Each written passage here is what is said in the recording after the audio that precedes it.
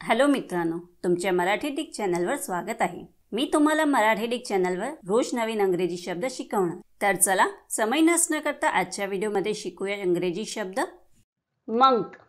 मंकचा मराठी अर्थ मठवासी साधू, महंत, संन्यासी, मठ किंवा विहारात राहणारा, अविवाहित, सर्व संघ परित्याग केलेला एखाद्या धर्मपंथाचा सभासद, भिक्षू, संघमित्र किंवा मठकरी होत आहे।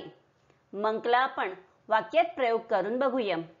पहिला वाक्य आहे he has decided to live like a monk.